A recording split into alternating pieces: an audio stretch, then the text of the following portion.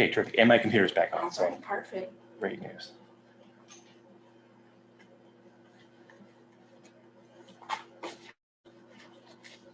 Let's see. Okay, great. So like I said, with the community survey, the results were fairly positive across the board. And you'll notice I just included a very short smattering of those results in your presentation in front of you. So for example here, and so this kind of helps to provide some glimpse. I'm sorry, I'm on page 17, the second graph on page 17. So this is a helpful tool perhaps to understand community perception of the school district. So for example, I know the community resource that's available to me to help my child. While not directly related to the school district, this could be, school district certainly can be a nexus for this information for families. So this was an area where there was some disagreement, some neutral responses. At the school, staff and parents are able to overcome cultural barriers. Overall, a positive. About 41% or so were neutral on this, but still not disagreeing with that idea. My school involves me in meaningful ways in improving the school. So we had a little bit more disagreement with this idea, but still a majority or a plurality were either agreeing or neutral on that. What are your current plans for your children after high school? So a majority were looking at a four-year college degree. But certainly post-secondary training, about 27% were unsure. But when we also look at the age demographic, which I didn't include that graph in this presentation, but was one of the questions, we have certainly a chunk of families that had younger students. So there's certainly lots of time to make that decision. So certainly could account for that variance. This one, very similar. I've been provided information regarding available options for my child after graduation. So here we had a bigger block disagree with that idea. And that's my kind of my fast version. So do you have any questions for me? I had a quick question. Yes. So we have the number of responses. So, the first slide was 271 responded. Mm-hmm. So I'm assuming people just didn't answer questions because later on it's like 295. Mm-hmm. Yeah, so there's not every question part of the survey was required. Okay. So there were, and I left that particular piece off of the summary statistic because it just took up more room on the graph, but certainly there was non-responses. But overall, a pretty good response rate to most of the questions. Thank you. Mm-hmm. You answered my question. Thank you. A lot of great information. Thank you. Yes, thank you.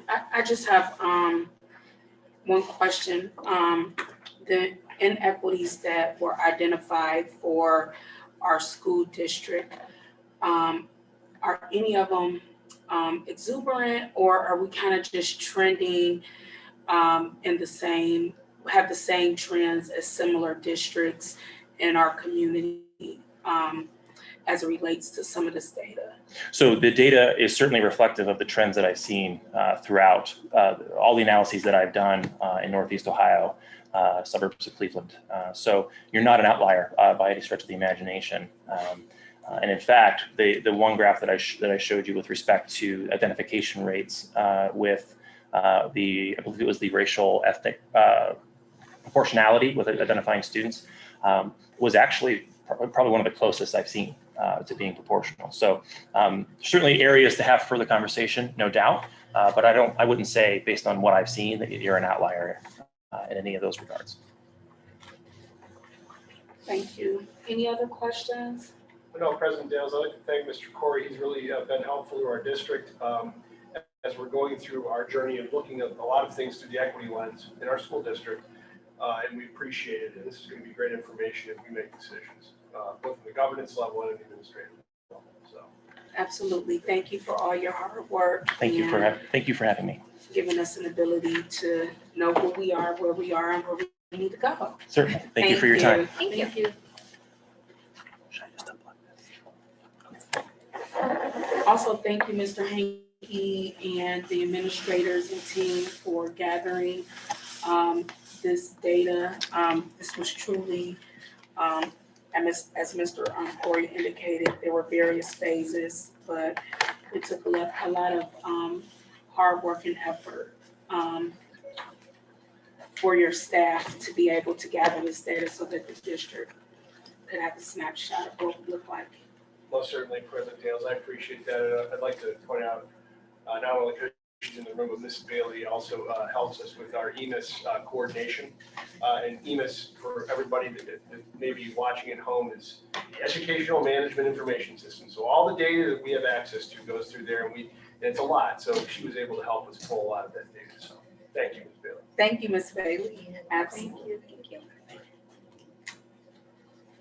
The next item of discussion today is our tentative agenda review. Everyone should have had an opportunity to review the agenda for Monday, June 21st, regular board meeting. And do anyone have any questions, or Mr. Hankey or Mr. Sluka, do you have any comments relative to this agenda that's presented for Monday's regular board meeting? No, from a financial standpoint, we're still working on the final budgetary amendments, and we'll have those ready to go by the final agenda.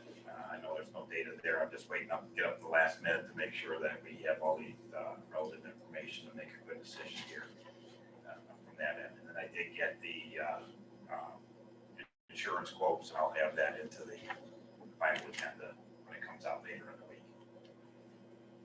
President Daniels, Mr. Saluk, and I will be presenting next week on ESSER, specifically ESSER 2, and our plan moving forward for those monies. Okay, thank you. I did not have any questions relative to the agenda presented. Did you, Ms. Morrison? I did not. Ms. King? No.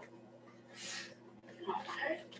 Be it no discussion relative to Monday's agenda. Our next item is an update on our summer program.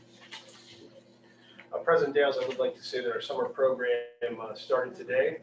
We had participation, just anecdotally. I haven't seen the attendance yet, but I would argue over 95% in the K through 3 level, probably 80% or more on the 4 through 8 level.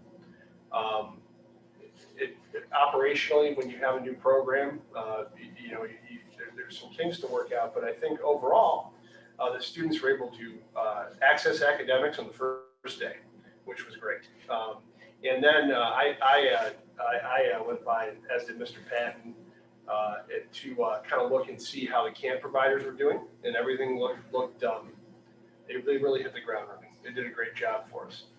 We did have a few kinks, I think, just because we were moving quite fast to make sure this program got put in place, but I believe we addressed all of the providers' issues. We're still working through some logistical issues with one of the providers, but we think that will be solved soon. There's some background and check issues, but we think we'll be okay. We were able to provide programming for all the students that were involved. I do want to defer to Mr. Saluka on the budget, which we were able to fully fund through federal funds. There's a summary of the budget, and I'm going to highlight a few of the areas that is incorporated in this budget. The first one being the instructional side. We actually have, for the first session in June, we have 28 teachers, and for the second session in July, we have 25 teachers, and that's in the instruction area. So that's their salaries and benefits for the teaching staff. And the supply budget, anything they need to instructional supplies, we just designated the budget that they need access to any supplies. The next area is support services. Just to break that down, that includes security, office managers, and aides. That's your support services. And then the governance administration, we do have 4 principals. We have 2 for June, 2 for July that are going to be doing the academic piece, and then we have 2 camp, we'll call them principals for lack of a better term. We have 2 camp principals that are doing both June and July. So we actually get a total of 6 administrators for this program. So, and they're learning their, some of them, the principals in the morning, have trial by fire here for the first day. Welcome to administration to them, and it's, they did a phenomenal job. I mean, the first day is always a little chaotic. Students don't know where they're going, transportation, where to drop off, make sure the food's all ready to go. And so, you know, I was listening on the radio, and I'm sure Mr. Hanke and Mr. Patton who were in the building to do a test. So that's part of the governance budgeted area. The family community is our camp providers. We have 6 camp providers, and that's under the purchase service. That's the total cost for the camp providers. And then we also have 8 teachers that are camp providers. That's why you see under the family community, you have salaries and benefits, because we, once you're an employee, if you're a camp provider getting a stipend, you have to be paid through the payroll system. But we do have 8 teachers that are providing different camp activities, which is phenomenal that we have 8 to be able to do that. The facilities, that's our housekeeping staff. We have 2 in each building for both June and July. And then the transportation, also in the family community, we also have the food service employees in the family community who are providing food, their salaries and benefits. We have 2 at each building for both June and July. And then last but not least is the bus drivers. We have 4 bus drivers driving 2 routes to Elmwood, 2 routes to the high school. So that's the transportation budget too. And breaking that down further, Title I is picking up half of the cost, and the ESSER is picking up the other half. In fact, a little bit more is going to the ESSER. Title I is picking up the instruction and the governance and the transportation, and ESSER is picking up the rest: support services, the family community, and the housekeeping facilities.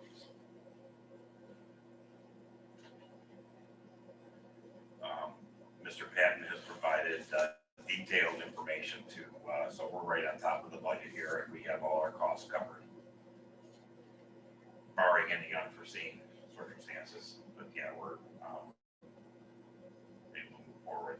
So Al, I have one quick question. With, under the transportation line item, the salary and fringes are for our bus drivers. Yes.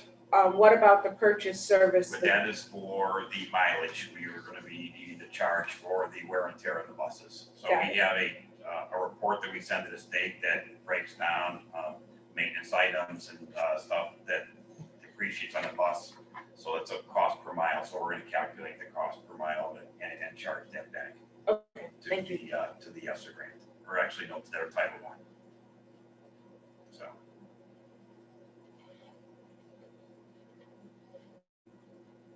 And it's not, I mean, it was an estimate. We might not use all that money. Same with the supplies. It was an estimate budget going in. We might not use it, or we might need more depending on the programming and what they want to accomplish for these 4 weeks. I know this is our first time doing a summer program to this extent, and we usually do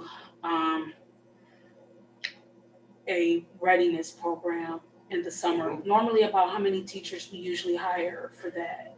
President, are you speaking of the Kinderbound program or the? There's been a Kinderbound program, Yes, and then there's also a program that I know that maybe K-3 attends to support that have higher needs with reading. Yeah, so that, so the Kinderbound program, we'll probably estimate between 3 to 5 teachers based on the numbers. That program will take place in August. Okay. So what we did is we pushed it back. What we decided is in years past, we've done it in June because of, by pushing it back, it gives actually our Kinderbound students their own time by themselves with the building. And it's a shorter time for them to be away from the summer. So when they start in August, a couple of weeks later, they turn around and start kindergarten. So that's the idea, was to give them more unique program for themselves, but also a program that they will be able to just quickly turn around and retain that material, and really the routines and understanding what school is like in a shorter time frame away from us. And Yeah. I think that I do believe that you guys switching that schedule is a better transition and make the program more substantial for our kindergartners. I guess I was just trying to see, I know that we've done summer programming, not quite this robust before, and just was trying to figure out. Our numbers are higher now in this program than they were. Okay, Yeah, Oh, much, yes, well, I'm that's- sorry, yes, much yes, more so. that's, I know, not going through everything, yes, our numbers are higher in this program. And I think because of the 2-week chunks that we are doing, I think it's a better way of, it's just different. We're thinking outside the box. And I think, again, by doing the 2 weeks, we definitely have way more higher participation than we've done in the past. great. Okay, that's good to know. And did we target or highly encourage Yes. students that were having or struggling throughout the school year to attend? Yeah, so we opened it up to all our families, but then we also provided a list to our building principals, and then they To get a little followed up. tap on the shoulder? Yes. And the Kinderbaum is not part of this Correct. camp budget, but when it comes out, we can get you a budget, but Title I will be primarily paying for the Kinderbaum program. President Daniels, with the pandemic, we were able to tap those federal funds to make a very robust, substantial program. We hope it's meaningful for all students, so. And I guess since we do, this meeting is public, I guess, just so you confirm, the purpose of this program is to provide enrichment for our students to support the gap that occurred during COVID. And then the family community component is to support the social emotional well-being of the students, that Yes. the substantial impact that happened due to COVID, trying to bridge some of those gaps over the summer to support our students. I truly believe that these providers are providing a not only necessary, but very much needed social emotional component. You know, partially, part of me thinks that some of the things that they provide, even though we're doing some rigorous academics in the morning, you know, can be very, very fruitful, if not more fruitful, for the children to have a nice structured environment, but also an environment that's fun and it's interactive, and they can learn different things that they wouldn't learn necessarily sitting in class seats. Thank you. You're The welcome. other thing is the district also purchased a summer math book for our students in K. So that was the other component that we did. So not all the families that could attend summer camps, every student was also given a summer bridge workbook as well on math. The pandemic data nationwide has showed the math gap to be the most yawning, the largest gap. Mhm. So that's why we made that decision, just based off macro data. That if we had to purchase one or the other, and the company only came out with this particular book, probably because of that, so. Okay, great. And another question, Mr. Hankey, will we be able to, in our not next board meeting next week, but in July, get a look at what our MAC scores for the spring look like? Yeah, I was actually thinking, because of staff calendars, doing that in August. Okay, And because, then we'll do that, and also the OST scores, yes, and do a deep dive on that. okay, Thank you, Ms. King. thank you. And President Daniels also, because, you know, and we hope everything holds true, coming out of COVID, we want to go back to kind of a rotation where the various departments are going to be presenting to the board, and we also can then go visit schools again, which we think is going to be wonderful, Yes. which I miss. So, Yes, I don't even think I had an opportunity to visit schools yet. yeah, I know I did. Nope, not yet. Is there any more questions relative to the summer program and its budget? Thank you, Mr. Hankey, Mr. Sluka, Mr. Patton, providing us with that information. And I'm glad that the district has prioritized bridging the gaps for our students with this time we have over the summer. I'm very encouraged that it's gonna support our students that were able to participate. And I appreciate you guys having that alternative, sending that K-8 item. But I do have one question about summer program, and I forgot. Someone had asked about if there's a high school student that did not necessarily fail, but just had some struggling. Is there some resources available, some enrichment resources for our high schoolers, even if it's not the district? Is it someone they can call that kind of can direct the families to something for our high school population? I would suggest in the guidance counselors, but call it guidance counselors, I'm not quite certain that their work calendar if they're still, but certainly the high school administrators are, they're going Okay. to help with that. Okay.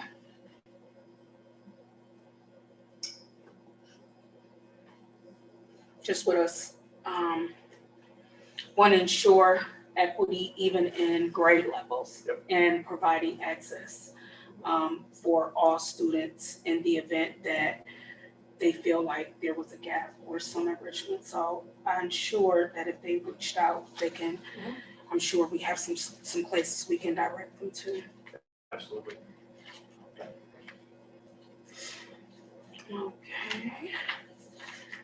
Any more comments or questions regarding summer camp? Be it no more, we will move on to the Board of Education training update. This is just a standard item that we have on our agenda. The Board of Education has our ongoing equity at a governance level training that we're going through. We've done that this week. We've been working on our equity statements and also looking at this equity audit information. So we are really utilizing the resources that Sherry and her team worked so hard to put together. We will continue that training on tomorrow. So we'll see you again tomorrow and on the 28th. Do anybody have any nuggets that they would like to share? We all sat in the meeting together, but any nuggets that kind of stood out for any of the board members? Well, it's a work in progress. A lot of good information. A lot of good information. Along with the Board of Education training update, I have to apologize because for some reason I'm having some slow internet issues with my tablet over here today. But I would like to discuss with the board. I would like to attend the National School Board Association's CUBE conference in Atlanta, Georgia.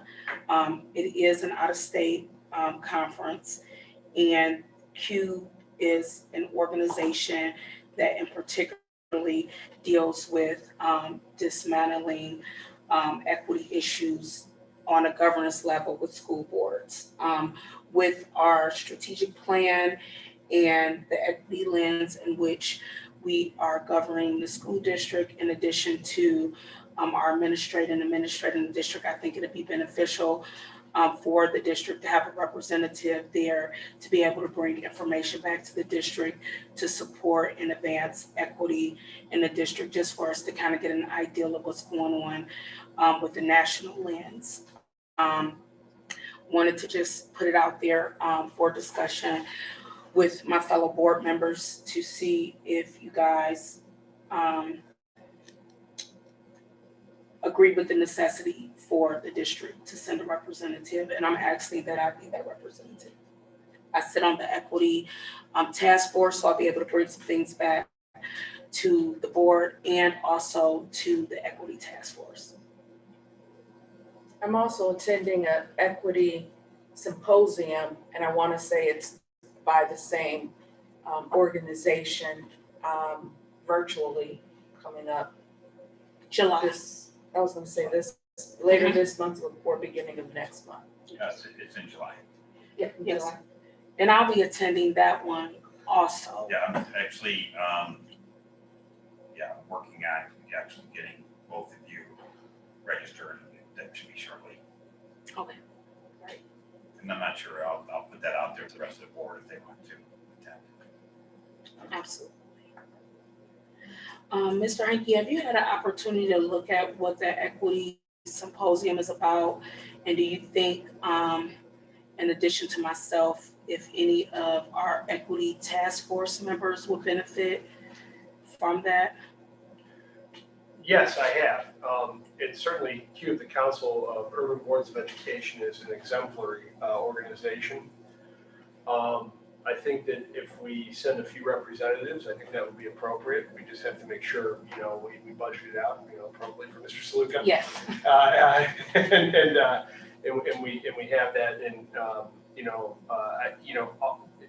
networking on a national level, which I have not had the opportunity to do, but I know that school boards that have done it, it's really been very beneficial to the local community, because you get different perspectives that you wouldn't otherwise have, even from out of state. Any other comment? I just wanted to make sure, especially with out of state, we want to make sure that